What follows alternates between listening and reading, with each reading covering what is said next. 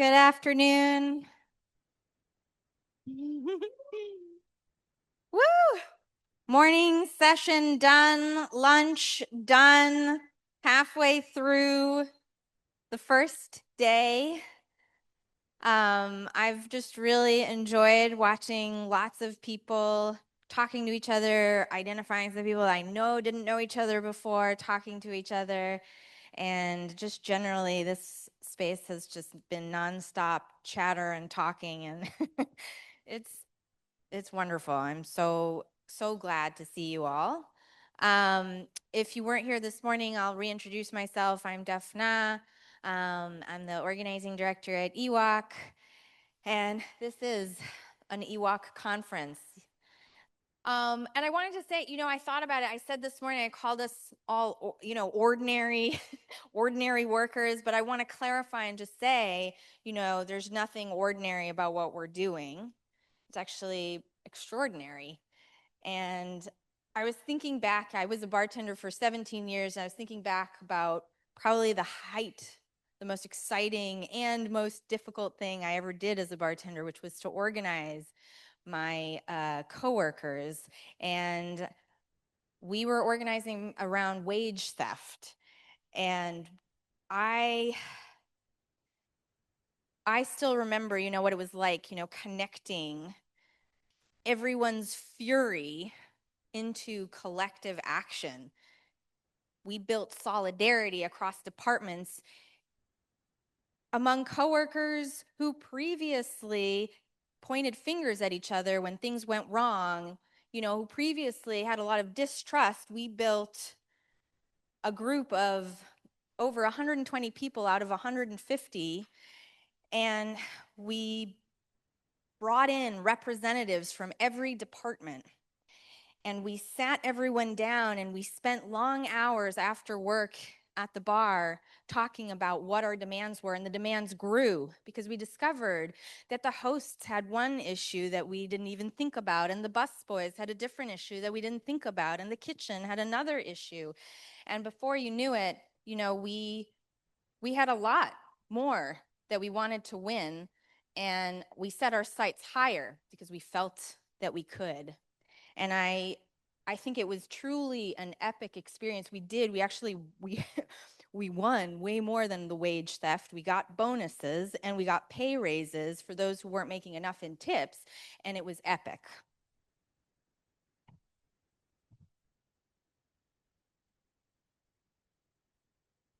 And EWOC itself came at a time when more and more workers realized that they needed to make a change. They watched as they were thrown in to go to work to their deaths, and suddenly all they really had was each other, because suddenly it was revealed that it wasn't a family, that some family members were worth killing over continuing the job, and that they needed to actually work together. And I remember in the early days of EWOC supporting a campaign where people who had previously had really toxic relationships because the boss depended on it suddenly had to be in a room together and discover that they liked each other, that they had something so profoundly in common that it was worth it to get to know each other. And then over the years that EWOC has existed, just a few short years, we've seen extraordinary measures taken by ordinary workers all across the country, from Starbucks to Amazon to writers and actors and then auto workers. And suddenly every worker was thinking, oh, I could strike. And it was like a new day. And every time that happened, EWOC would grow and more workers would come to us and more people would want to volunteer with us, because more people understood that now something new was happening. And I think that's the moment that we're in. We're kind of like at this steep part before what might be a watershed of people organizing, that even Donald Trump couldn't stop us from turning to our coworkers and organizing and from supporting each other. And I think that workers in this country have really learned that unions are good, that strikes are powerful, and that winning is possible. And I'm proud that EWOC has played a modest role in all of that, to take some of that sense of hope, newfound hope, and train people to organize and to make that their story too.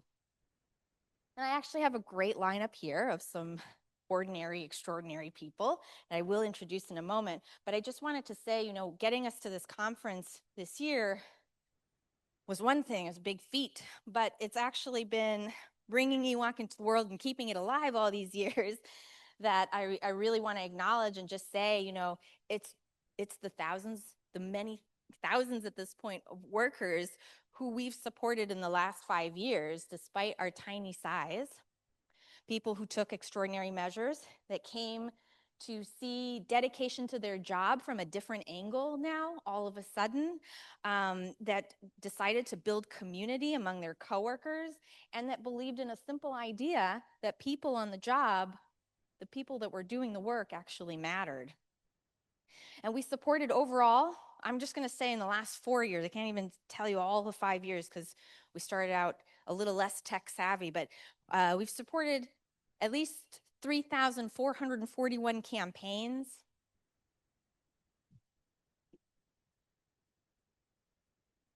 We've handed off to unions over 312 campaigns. We've had workers from small coffee shops and restaurants and pizzerias to nonprofits, to museums, to really large sprawling hospitals, to warehouses and retail stores, like the first ever unionized Whole Foods. Amazing.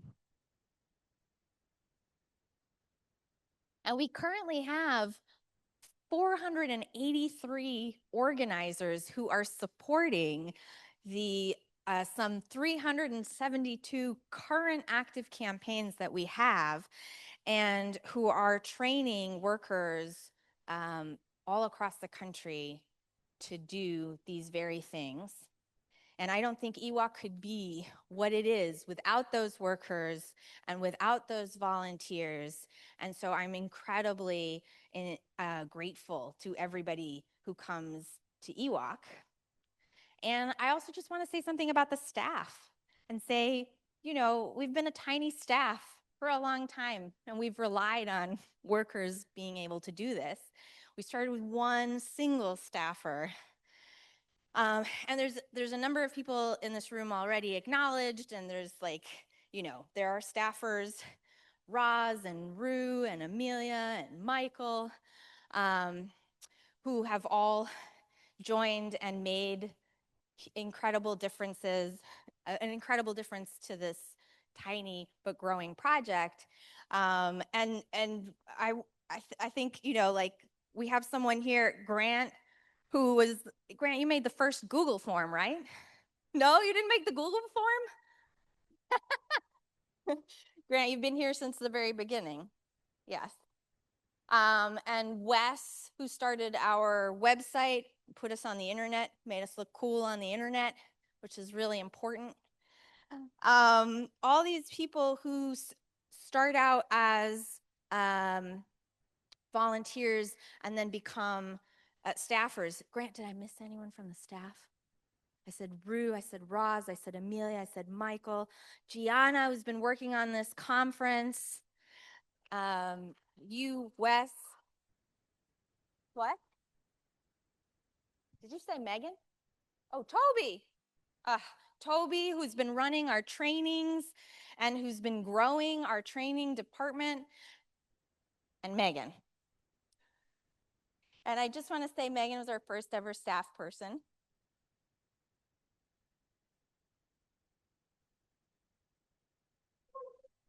And like every other staffer, she started as a volunteer, but she's been here since day one, and she's brought us to this moment truly. And I think I just want to acknowledge and get one real round of applause for this powerhouse of a hardworking woman who's been here and done it and really shepherded us all through this. Okay. So I am going to say now that I have first in my lineup Ed Dupree, who's a member of UFCW 1776, a founding member of the country's first ever Whole Foods Union, a leader in a growing movement of workers taking on Amazon, one of the largest employers in the world. Ed. Wow. Thank you. Look, I'm looking like a jackass already. Yeah, I mean, I've been working with Whole Foods. It'll be 9 years in August.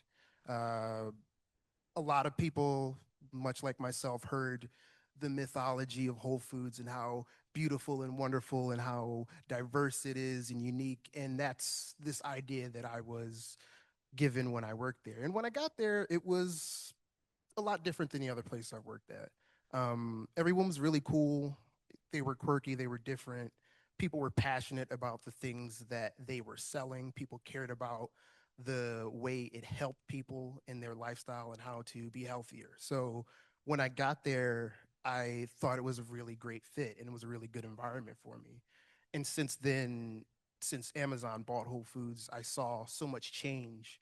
And as I saw that change, it made me look at the relationships in my workplace and the people that I grew to really love and appreciate. I have a friend that my best friend, literally since day one, that's my homie. And, I met him at Whole Foods. So it's not only given me so many wonderful relationships and experiences, it made me think about what that means to me as a worker. And it gave me an opportunity to grow as a person and meet other people.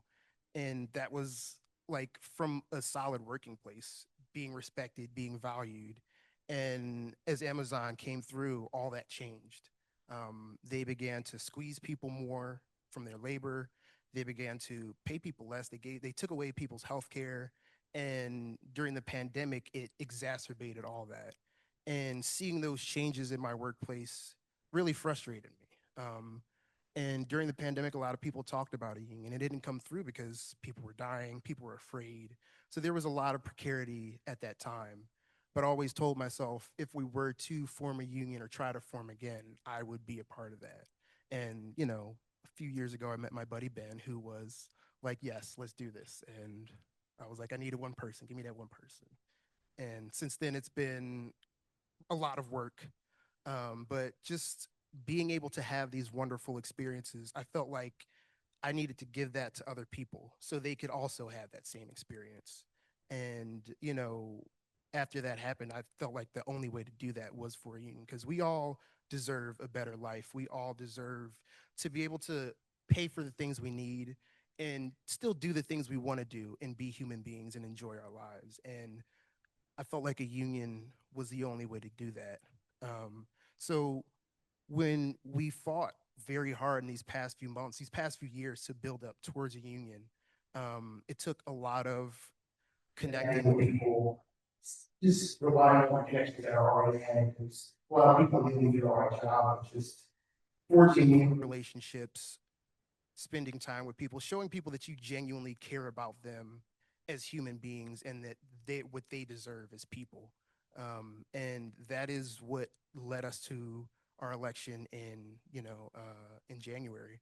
We won that election, store 300 people roughly. Our vote, I think it was like 130 to 100. Despite them firing 30 other people and scaring many others, putting people into manager positions so they couldn't even vote. We fought hard for that win. And once you get to that point, you start to look around and you see, okay, this is not the end of the fight. There's a lot more to do. There's a lot more organizing. And it's also building a union that's tangible and really powerless. It's agitating, it's aggravating, it's organizing. We keep the process on. So it's been a wonderful experience to be able to be a part of that, to not only help people understand their value in society and to be able to harness that power through a union to not only help themselves, but other people. And it becomes even more palpable when you come to places like this where you see that there are so many people in that very same struggle trying to forge a better life for themselves and the people around them. During that time, Amazon did anything it could to scare people. It stoked racial divisions. It took advantage of the ignorance of folks who are too young to even understand the value of a union. It, tapped into people's selfish natures and tried to make us fight one another.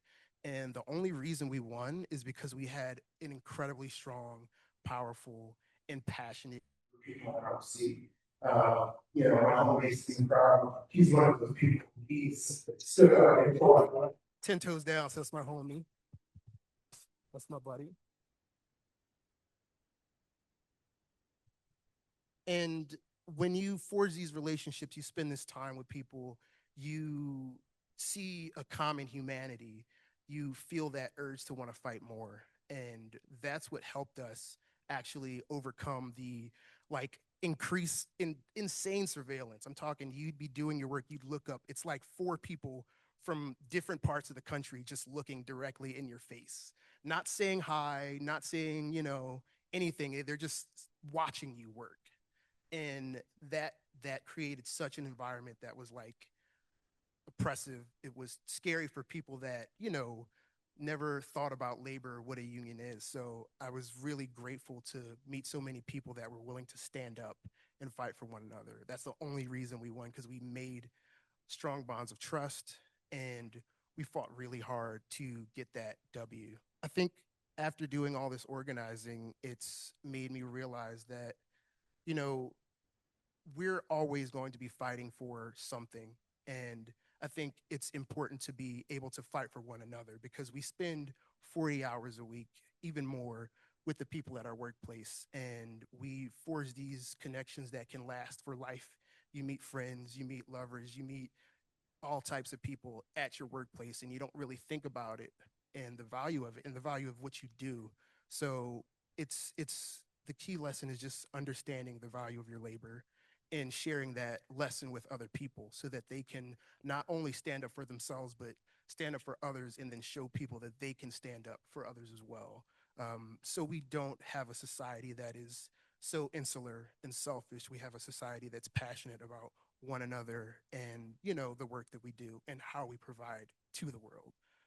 Yeah, that's it. Wow. Keep it on. Keep it.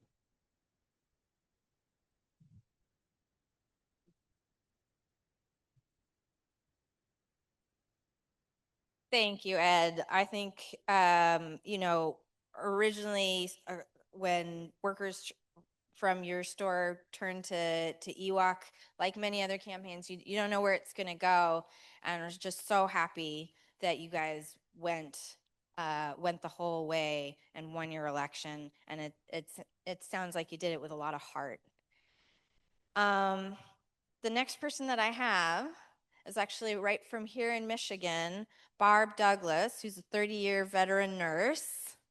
She's a founding member of IBT Local 2024 and started basically from like meeting number 2 to helped and organize her coworkers, 9,700 nurses across multiple campuses of Corewell hospitals here in Michigan. And they did it with real worker-to-worker organizing. And that's why we brought Barb here to tell us how in the hell we do like 100 people, we think we're great, and that's true. But also, apparently, you can really scale up with this model. So we want to hear all about that. Barb, please. Well, thank you so much. Thank you, everybody, for having me here. I am on, right? Okay. So thank you so much. I'm excited. I have to say, I have never talked to this large group of people before. Staff meetings, yeah, this group, oh my God. Anyways, I'm going to reach out. I have a fellow nurse who will be speaking later on tonight, Becky Smola. She's from the Dearborn campus. I'm from Troy. So She's going to talk about the history, Union and Detroit. I think that that's one of her topics. Anyways, our main topic here is how to win. And we were generally grassroots. Who's out of state? Raise their hands. Okay. So here in Michigan, in Detroit area, we had a hospital called Beaumont. It consisted of 8 hospitals. And our CEO at the time, a total jerk, was given the task of merging. And he tried merging a few times. And one time, fortunately, the doctor said, no way, we're going to some hospital system in Wisconsin. I moved my hand, so that's the reason I'm kind of staying awake. I might knock both of you out. And then there's a hospital system on the west side, very conservative, a name that we may all be familiar with, DeVos, is a very highly, they have, yes, they have done a lot of volunteering and donating money to them. So they're very conservative over there. And our boss, our CEO of Beaumont, met theirs, and they merged. It was more like they took over Beaumont, and everything that we valued was pretty much pushed away. At one time, Beaumont, one of the main hospitals, did try to unionize, and that kind of COVID hit, and it got pushed to the wayside. The time after when we became Corewell, we ended up deciding there are all these changes, just like Ed talked. Our wages went down, was stagnated. Our insurance was just terrible. You think nurses should have good insurance. Our out-of-pocket max for a family was $18,000. That is a lot. So, you're never going to hit that. So there was a group of us, and we used social media. We had a Facebook page, and that had nurses from all 8 campuses, and we just were talking. We're talking back and forth. And the time came, we heard about new changes that Corewell was going to do for us. And we're like, oh, wait a minute, maybe we should do this union thing again. And it was agreed upon, yes, we're going to do it. And then it was had a period, do we go to individual hospitals and try, or do we do it all together? And we I'm saying there was a whole bunch of other people on this Facebook page, decided, no, we're going to do it all together. It's going to be all or nothing. And that's how we presented it. And the lead person who was out of our Royal Oak Hospital, her name was Lisa. We tried to figure out, okay, which union can help us do this?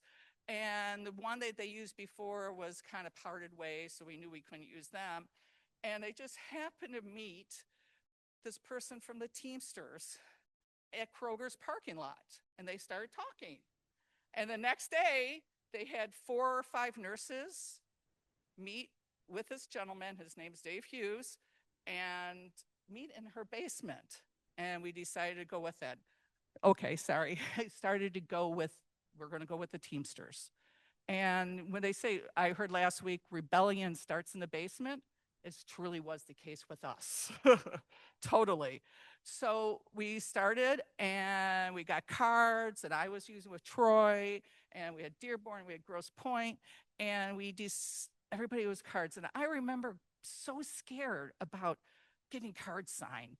And I remember putting on the Facebook, I'm over here at Starbucks, come between this time and this time. And I was way in the back because I felt like I was making a drug deal. And I really did, because I was so scared that the security will find out about me and escort me out and say, you're fired. Knowing now I know they can't do that. So we went through, and we get braver and braver. Unfortunately, we had the one Teamster, Dave, who explained everything to us. And we had group meetings at Lisa's church, and we had one downtown, downriver, and one on the east side, like in Dearborn area, explaining what we needed to do. And we did. And they told us, just like Ed with Amazon, they told us, this is what they're going to do to you. And sure enough, they did. And we just kept on plugging away. And as time came by, I started thinking, because of my being brought up and looking at the history of the anti-union rhetoric, and how it kind of started back probably under Nixon, maybe Reagan, with the traffic controllers. And I understood that those seeds that were always, they're planted behind you. You may not be aware of it, but it is, and it makes you scared. It makes you scared to go on, and you have to say, that's a bunch of bullshit. Excuse me, I told I might swear. So that is a bunch of bullshit. And we went through, and we started going through, and we kept on going. We used social media. We ended up going through, and they're going, okay, people didn't want to, nurses don't want to sign cards. How are we going to do that? We got a QR code so they can just go ahead and do it. We had enough, and we were going through this process. We realized that we have to give our coworkers grace. Those who are not sure, we allow them to be. If they come up to us, we explain stuff to us, why. And then the anti-union propaganda rhetoric would go through and go, why is Corewell spending this money on us? Why are they spending money against us? We must be hitting a nerve. And I've always believed nurses will change healthcare in the system. We're not a corporation we can't be a corporation. We have lives to take care of. And our nursing staff patient ratio got totally screwed up. I work in the OR, so it's not me as one-to-one. It doesn't affect me too much, but on the floor it does. And those are our loved ones there, and we need to take care of them.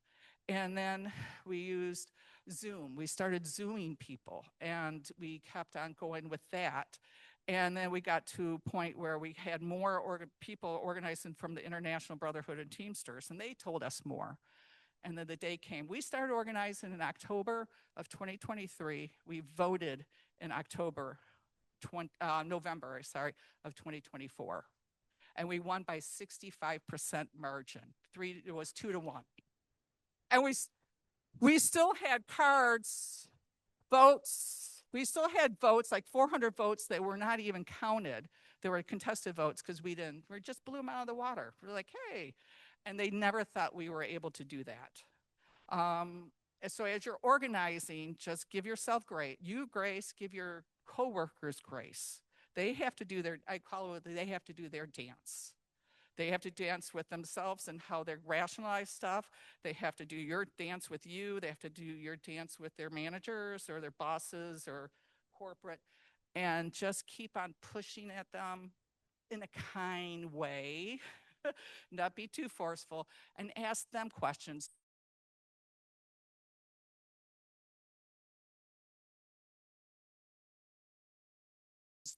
Do this to you. And then we continue on. But we won. Now we're in negotiations, and we're so happy on that. Yeah.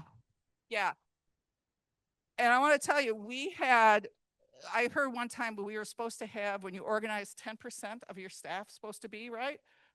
We didn't have that. We had in Troy, we have 1,600 nurses in Troy. We probably had a core of 10 people. And we were out there tabling. We never called. We never went to their houses. We tabled a lot. We gave care packages out with pens and candy and why we're unionizing and flyers and the QR code. And we gave those to them. And then as they're coming by, and then we noticed that they're in the hospital, it was a little hard. So in the summer months, we went outside and we were able to capture more people. And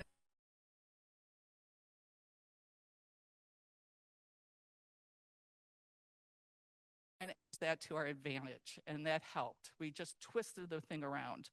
And people who probably got so tired of Corewell's shit, they voted yes. And now we have to get a fair and just contract, and that's what we're doing right now.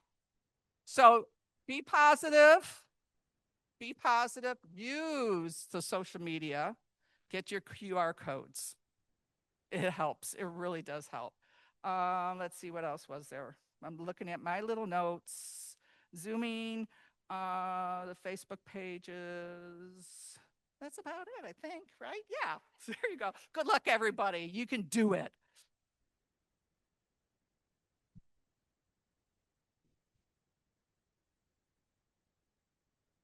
You make it sound so easy.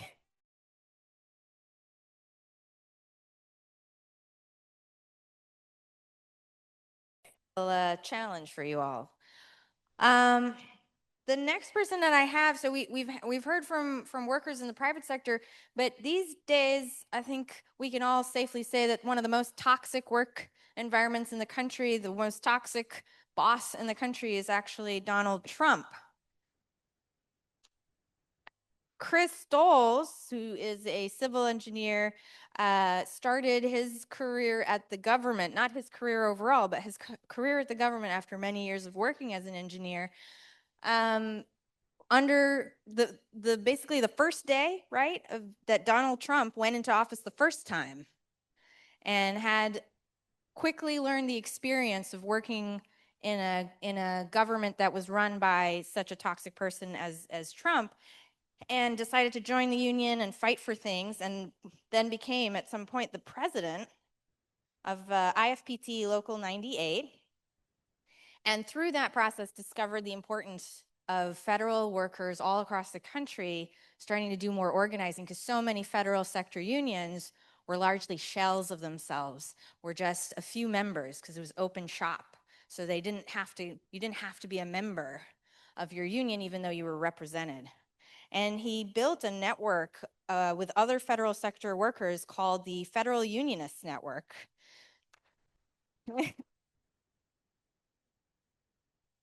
Which really just started with a few people and is now ballooned to thousands of people all around the country, and are fighting the layoffs and the budget cuts. And so we've asked Chris to speak here because actually at EWOC, last year we had one federal sector campaign. This year we've had over 50, 50. So it's a big part of what we're doing now. Please. Thank you.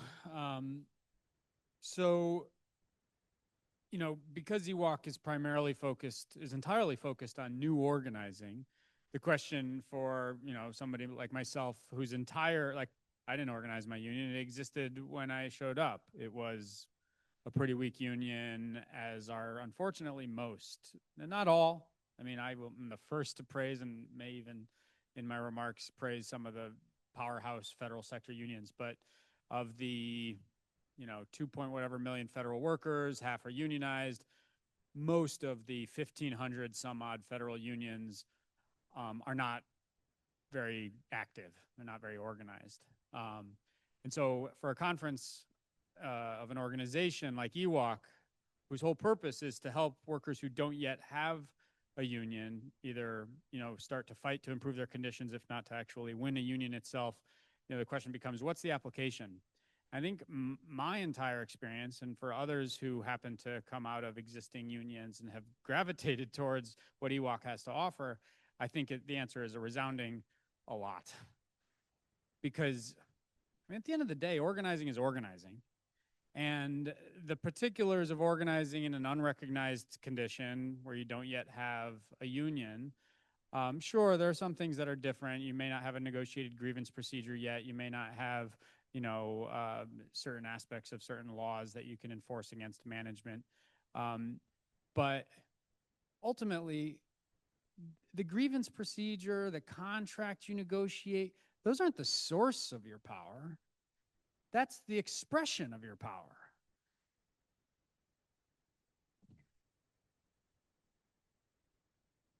The source of your power is the potential or kinetic ability to inflict real damage. And it's an important distinction, because I think most unions have settled into the potential part. It's just the threat of the existence of the union. The potential to cause problems is enough to get a lot out of them, especially if you have the right legal framework you're operating in. But it's the kinetic power that you actually, some workers sometimes choose to exercise and flex and hold the boss over the can and say, if you don't, it's going to get worse. And it's that occasional actual exertion of power that all the other expressions of power ride on. So the contract exists, the legal framework that protects that contract, the grievance procedure, all those things exist because some workers at some point before us, and some still today, remind enough bosses, somebody before us made enough of a stink and made enough of and actually held enough of the bosses over the fire. Pick your metaphor. They actually struck. They actually made economic damage to the bottom line. They actually stopped airplanes from flying in the sky. But that it's amazing how generations later you can continue to enjoy the benefits of what workers did who are no longer even with us. The federal sector is, I think, a really good example of how unions can continue to enjoy, to a point, the benefits of what was fought for before us. The height of the federal sector labor movement was in the 1960s and 70s. At a time when the entire public sector was expanding, because people were willing to take risks, because workers were, to Barbara's point, getting with each victory braver and braver, to the point where the bosses caved so hard and so far that they were able to instill some compromise with laws and grievance procedures and contracts and whatnot, that they could stabilize the system that could carry us forward and hopefully neutralize the forces that did all the hard organizing, that presented those threats that the bosses needed to neutralize. That's that's a very rough, 60s and 70s, public sector, federal in particular. To put a couple of sharp points on it, the postal workers' illegal strike in 1970 that won.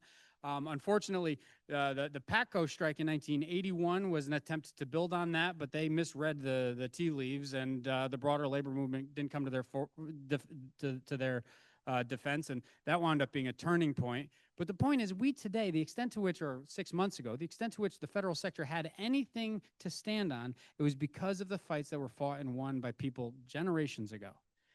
And so, in the early 2025, when the federal sector was deeply, deeply disorganized and remains largely deeply disorganized,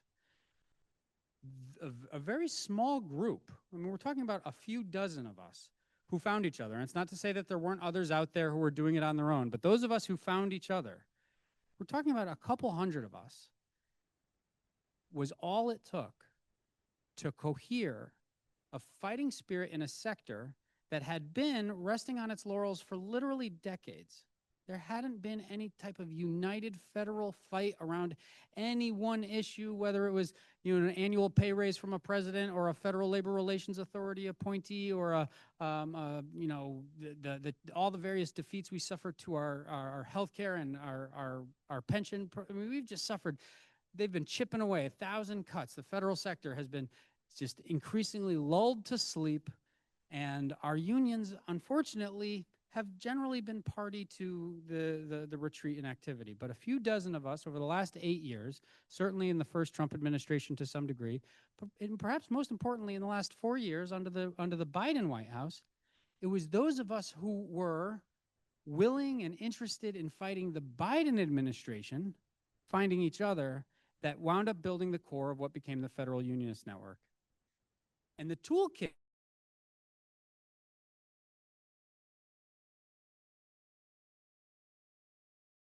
beginning to go on the offensive, I'll get to that momentarily, for the first time in a generation on a sector-wide basis, the toolkit is entirely the same exact toolkit that this conference is equipping you all with this weekend, which we've come to call unilateral unionism.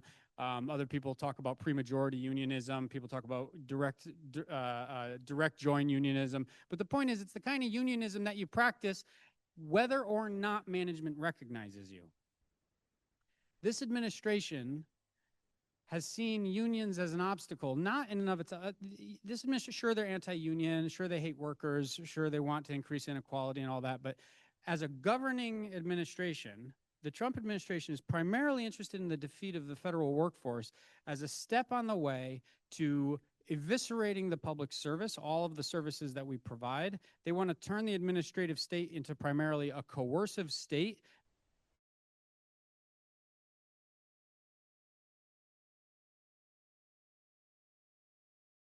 Translate anything, they say it.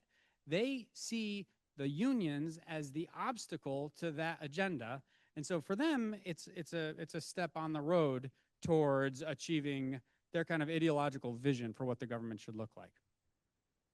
And so for those of us who recognize the weaknesses of our unions and the weaknesses of our organization and how prone we were to these attacks before they really took off this year, it's been really important, I'd say, like existential to our struggle, that we recognize not just that we were prone to these types of attacks, but why they're pursuing it, and that we actually have to adopt a reverse image of their program. That just like they're trying to turn the state into one that's just coercive for deportations or making wars or other forms of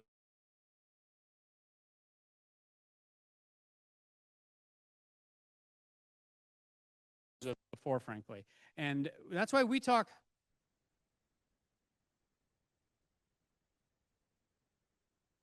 And that's why we talk about, you know, governing for the unionism for the common good, which you've heard, bargaining for the common good. You've heard, you know, various expressions of this, typically in local conditions. It's always been a real challenge for us up until this year. I mean, it's still a challenge, but the answers are a little bit clearer. Remember in past years, and others from the Federal Unionist Network in the House probably remember, like, what does bargaining for the common good look like in the federal sector? We can't even bargain our own wages, let alone the common good. But the idea of federal unionism for the common good, it was always like aspirational. But when the government came to be run by this administration, who was clearly interested in only the billionaire's good, connecting the brass tacks of like identifying the natural leaders in your workplace and building an organizing committee and how to conduct an effective one-on-one organizing conversation and all the things that you learn at a conference like this, and connecting that to what does it mean to build a union movement, a federal sector labor movement that upholds, you know, the dignity of the people that we serve, protects the environment, provides, you know, the highest quality healthcare in the world to everybody, no matter how poor you are, to veterans, and, you know, ensures the integrity and permanence of Social Security benefits, all the things that the federal government provides, and connecting that first column of extremely brass tacks of organizing your coworkers to that much bigger vision. That is effectively what we in the Federal Unionist Network see as our task, not as like a grand political project, but as the thing we do in our workplaces with our coworkers. And that project of doing the one-on-one organizing, of building the organizing committee in a way that's connected to the political goals of stopping an administration that's intent on imposing the billionaire's agenda and gutting the public services. To me, this is the superpower that we are trying, and I think we have a good chance of succeeding, because this administration depends primarily on destabilizing the entire, you know, they think that they're toppling the political establishment. In the process, they are, in fact, creating such instability that I think regular workers have an opportunity to fill a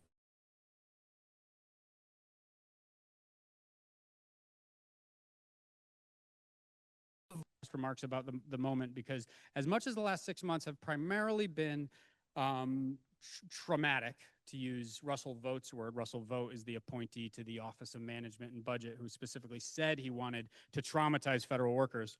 And it has been traumatic. As much as it's been traumatic and awful, there have also been some real glimmers of hope, because in a sector that, like I just described, for decades offered little to no resistance to the many things that came up, always legal resistance, but no real organized resistance. We, in February 19th of this year, the Federal Unionist Network put out a call for a national day of action, and it was amazing how many people came out. People came out from all over the country, and it wasn't just federal workers, but it was the broader community that saw what we were doing was so important, not just for our own good, but for theirs, and that connection of the federal workforce and the common good. So there's that. There's been the struggle.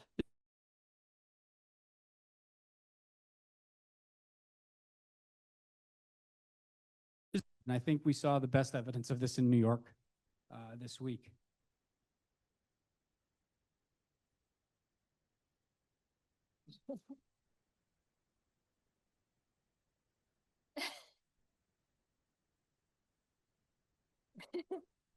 It feels like we might be able to start winning.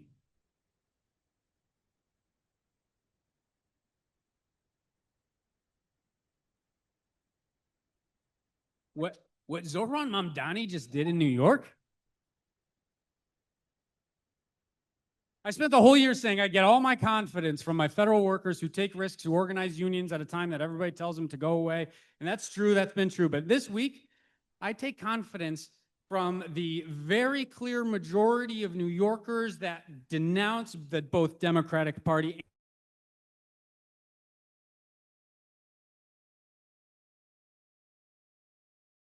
clearly with more working class people in a way that inspires them to join a struggle that they're going to be committed to for a long time. And if we can figure out how to connect the energy of the ballot box that we just saw in New York to the street fights that we've seen so far this year, to the in the workplace organizing that we in the federal sector have seen and others are pursuing, then I just think Trumpism might just be a last gasp of a dying class.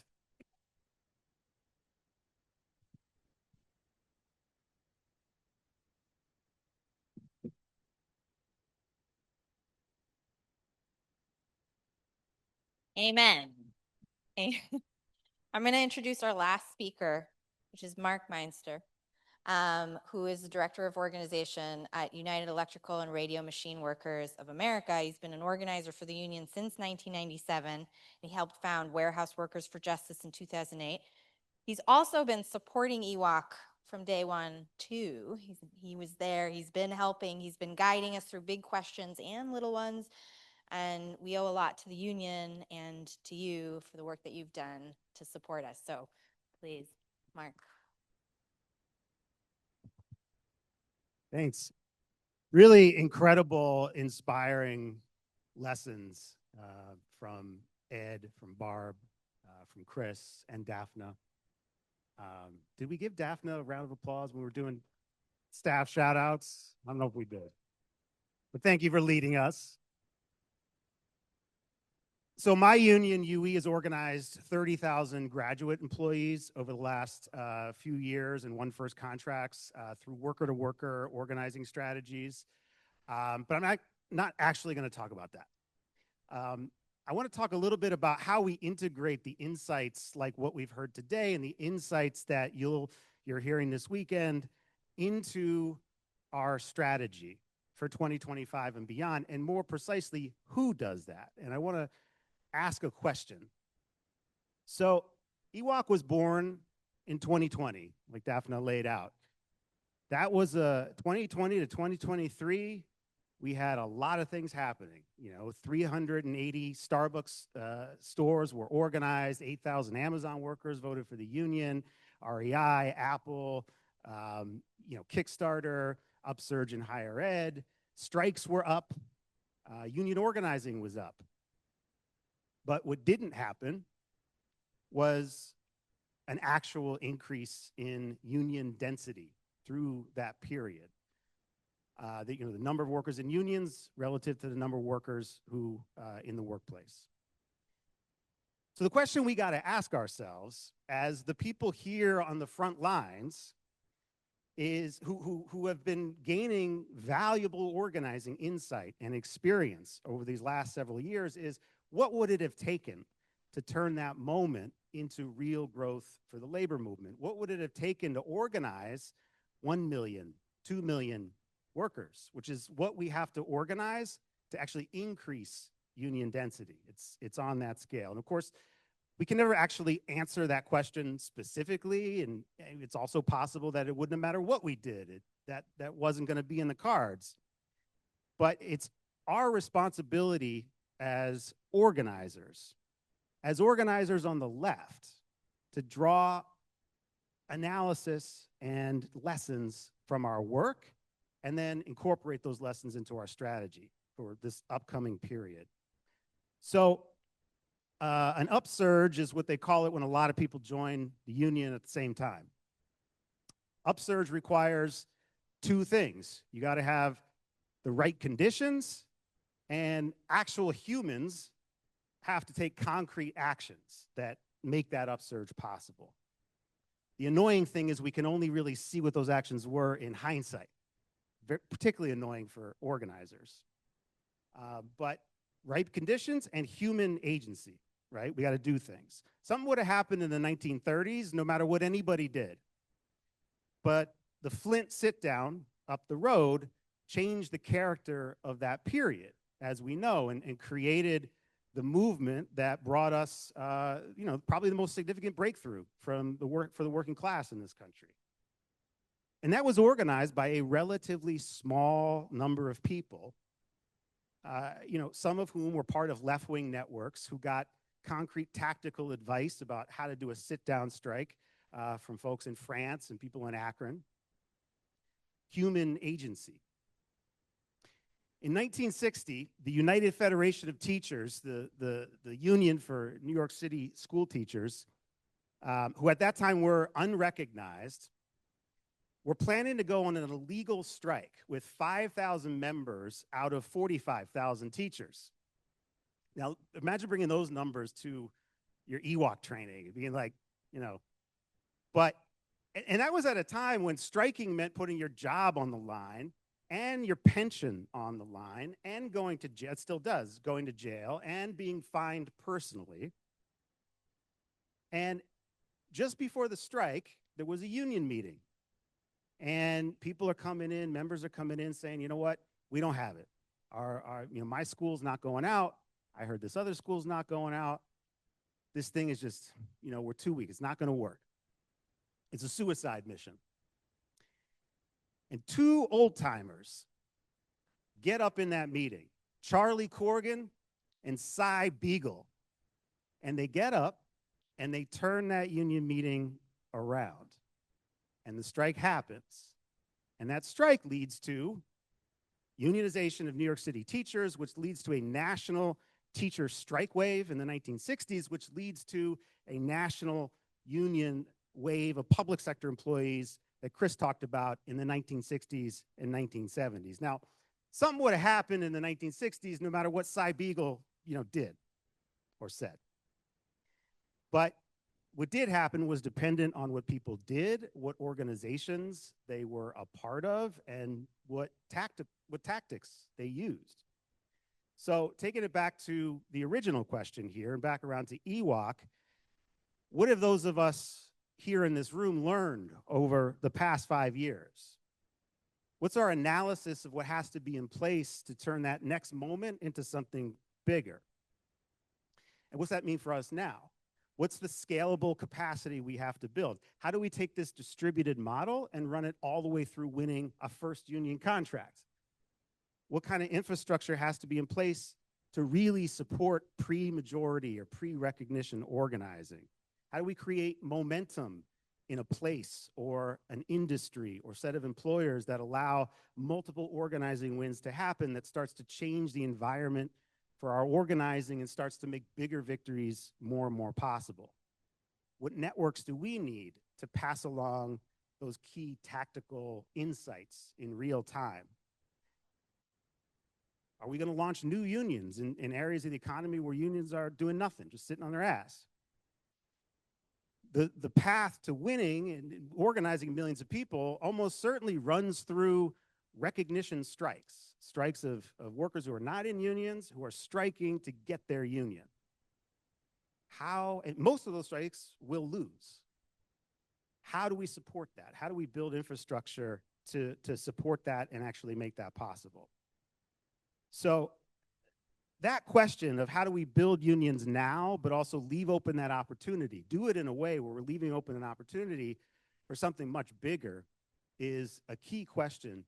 And I got to tell you, it's not going to get answered by a lot of other people out there. There aren't a lot of meetings like this, and the folks that are in those meetings are here, right?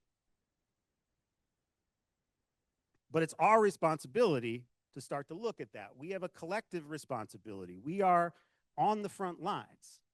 What EWOC has done here is there are now thousands of people with actual real world organizing knowledge. That's, in one sense, the promise of EWOC. EWOC is a laboratory. EWOC is an experimental space where we can generate good ideas and we can discard bad ideas.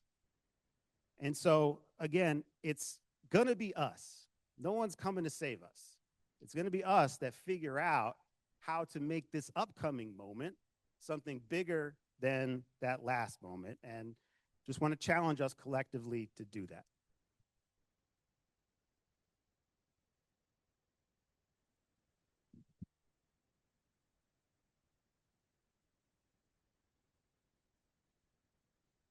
Thank you so much. I hope that more than anything, the lessons here are not only that we can win, and in this model of workers supporting other workers, building their own organizing committees, but also that we have a lot to gain by doing this work, and that our work is just beginning maybe here in this tiny conference, but that we go back into our communities and into our workplaces, and we spread and we grow, and we're at a big moment, I think, for winds to change, because we do want to grow that union density, because we do actually want to increase the numbers of union members.